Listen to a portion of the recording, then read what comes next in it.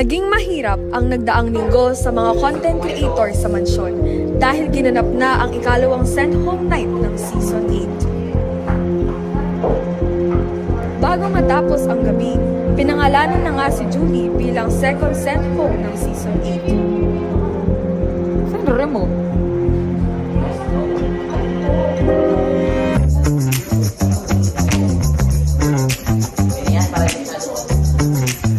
Agad namang pumalit from FNC Mansion ang returnee na si Nika. Hi everyone, I am Nika Rivera from Quezon City. I am from Season 6 and nagbabalik ngayong Season 8 para bumalik. Hey everyone, let's all welcome our newest I am expecting here sa Season 8 na magkaroon ako ng better environment, which is hindi ko pa siya gano'n nakikita. And sana magkaroon ako ng healthy competition, hindi toxic. For me naman, ang sa tingin ko na i-expect niya sa akin is more talents to show na hindi ko masyadong napakita ng Season 6 dahil nakukulangan talaga ako. That's why bumalik ako ng Season 8. Siguro magiging competitive talaga ako this season. Kasi last season, parang hinayaan ko na lang, let it be na lang kung anong mangyari. Pero this season, parang ayaw ko na ukulelat ako. Ayaw ko na sa mababa ako, ayaw ko na sa gitna. Gusto ko sa taas ako.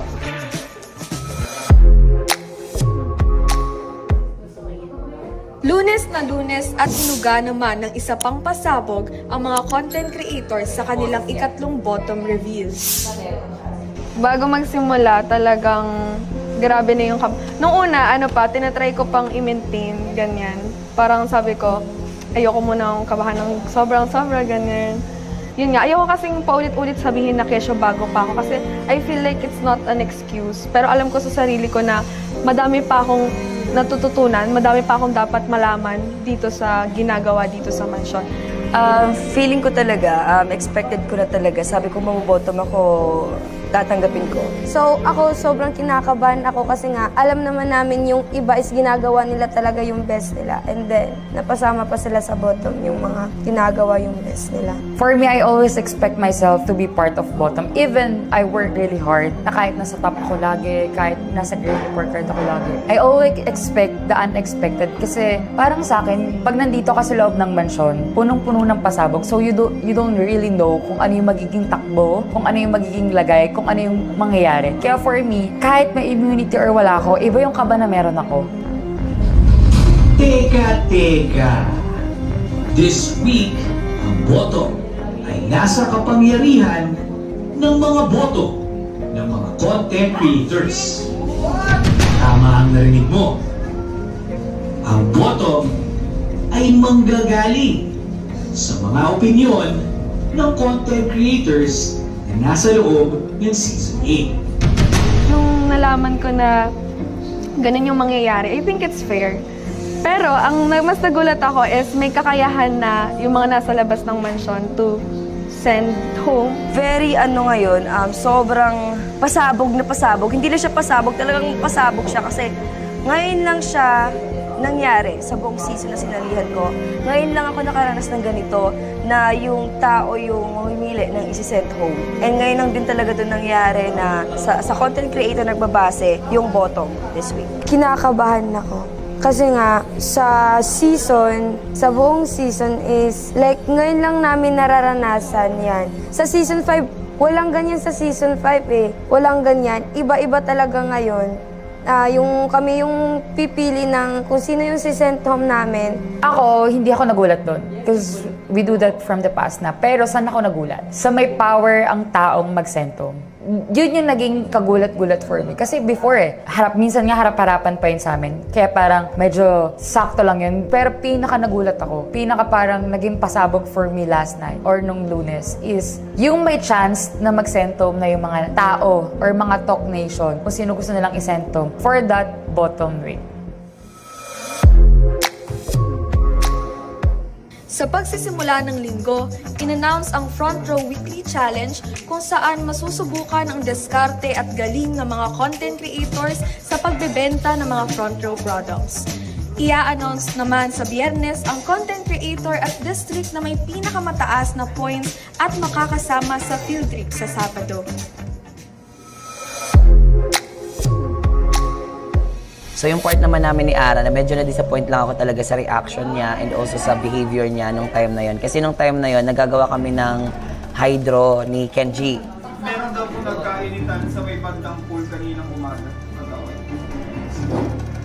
Ipatawag na yan! Nagsimula yun sa host. Tapos, hindi ko naman kasi alam na nag-shoot pa sila dun. Hindi na natin papatagalin kasi yung mga nagre-reklamo PMC. Ang nagreklamo, ano yung mga narinig mo, bakit ka kailangan magreklamo ngayong araw na ito? Sarap ng tulog at bigla ko nang gising. Igay! Bakit ba igay? Kasi nung time na yon, nagagawa kami ng hydro ni Kenji. And alam naman natin si Kenji, hindi talaga siya pala salita, hindi siya pala diskusyon. And actually ako din, hindi rin naman talaga po ako pala diskusyon. Pero sometimes kapag alam ko na sa tama rin talaga ako, nilalaban ko rin yung side ko. Napakahalaga na pinag-aaway, ulitin mo, ano ulit? Yun!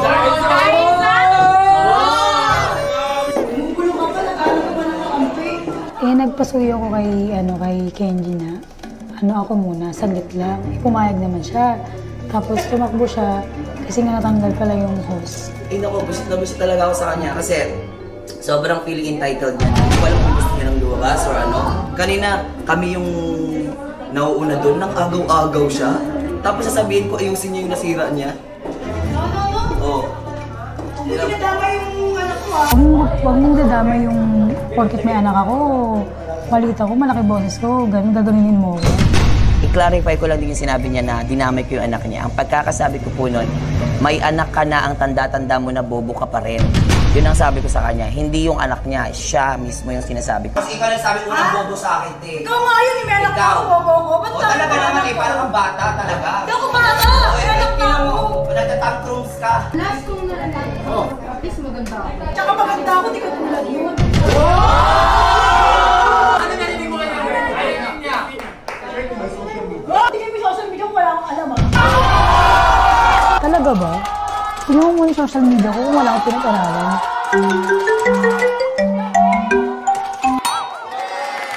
Mindoro represent! Ayun! Ang kaaway ni The Solberg Ara!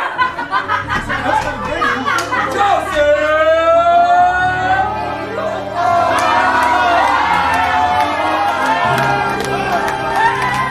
The strongest former champion in the world! Ara with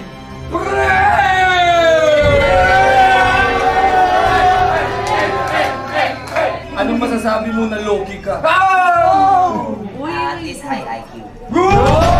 Kaya mag-ingat-ingat yung sinasabi ninyo, di ba? Kaya hindi rin ako okay sa ugali nyo na nakikita, naririnig ko, na the way na pag umalis ako, pinag-uusapan nyo ko. To others, but you do not want to do that is the Ba't pa ako pinagtatawan? May outfit, ha? Wait lang! Huwag ka nakikisaling! Lahat naman tayo kailangan nag-a-adjust to each other. Hindi yung parang kami lang yung mag-a-adjust para sa'yo. Dapat ikaw mag-a-adjust ka din towards us. Ganon. So parang sa akin, kaya mali si Ara. Alam mo yun, pag hindi kayo kasali sa usapan, huwag kayo kumukuda. Ako parang hindi kayo nagpupukuna. Alam mo na yung kung sino ka. Wala akong pakialam kung marami akong makabanggaan dito. Kung sino ako, yun ako eh. Hindi ako okay. I'm not okay. Porkit matalino ka o lahat na gagawa mo. Hindi Kasi sabi mo nga eh, nakapagtapos ako. Ano naman? Talaga naman. Nakiusap ata tong Ara na ako muna, mabilis lang naman ako, sabi niya. Which is, alam naman ni Ara na gumagawa kami ng content. So para sa akin, dapat inisip niya muna na matapos man lang kami before she. Ano problema mo sa buhay na? Ikaw may problema sa buhay. Pwede ka ba ang OA mo mag-react? Hindi ako okay. Para kang bata, hindi ka naman na bata. Sabi mo na. Bata ang height mo, pero yung utak mo, ganun din. Ang bilis niya magalit. Actually, meron na siyang issue kay Zaira before that. So, mainit na siguro yung ulo niya that time. Tapos nadagdagan pa nun. Pero ako, tama lang naman yung sinabi ko. Mag-away lang sila para pagtapos Yan ba tinuro sa'yo sa akin? mahal sila pareha. Sa akin ang isang Wait, yan ba tinuro sa'yo ng agent mo? Kaya ka nakakapos. You have to understand that nagalit din ako, kaya ko nasabi yun. And sino ba nag-start ng mga tanga-tanga bubo na yan? Talaga ba? Talaga?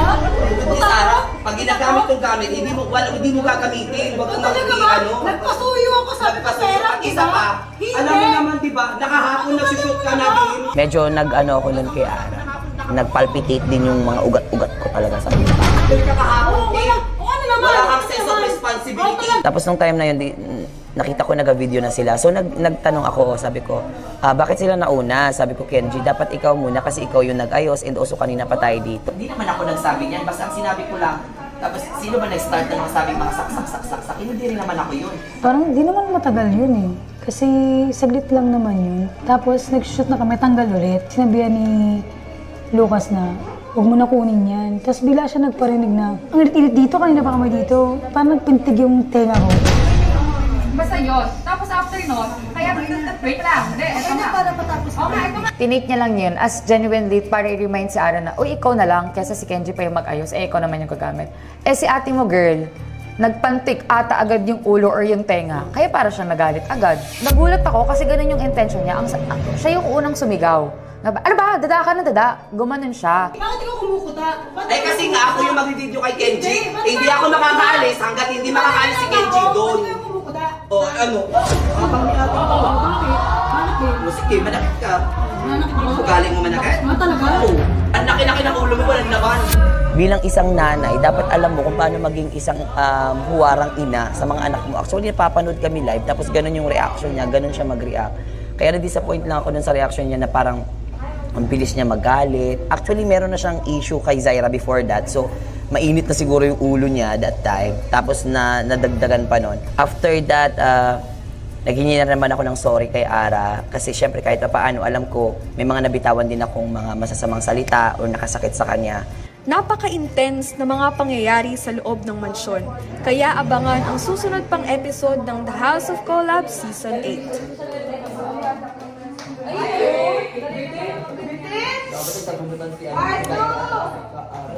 Part 2!